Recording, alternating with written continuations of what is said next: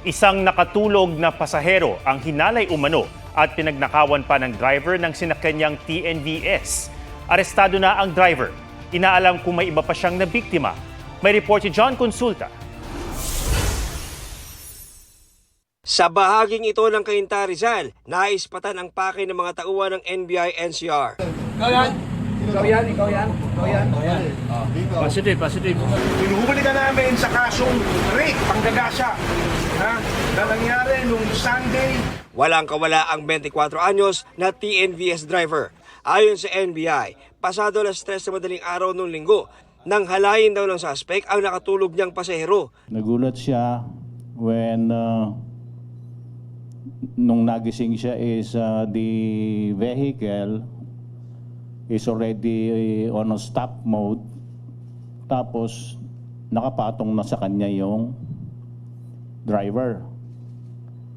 And in her struggle to extricate herself from the lewd acts by the driver,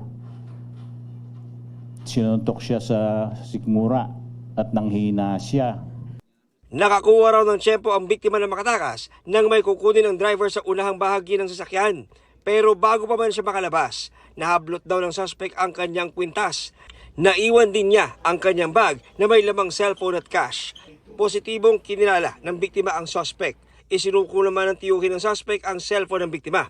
Pero hindi lang pala isang cellphone ang tinurnover ng nasa pag-iingat ng suspect.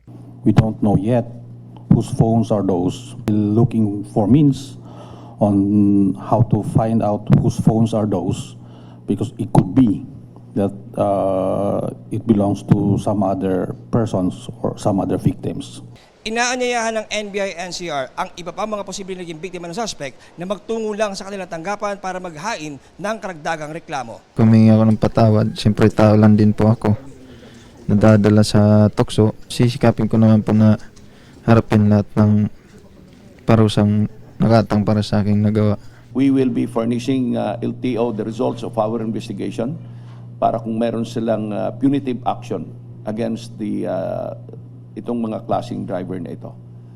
John Consulta, nagbabalita para sa GMA Integrated News. Huwag magpahuli sa mga balitang dapat niyong malaman. Mag-subscribe na sa GMA Integrated News sa YouTube.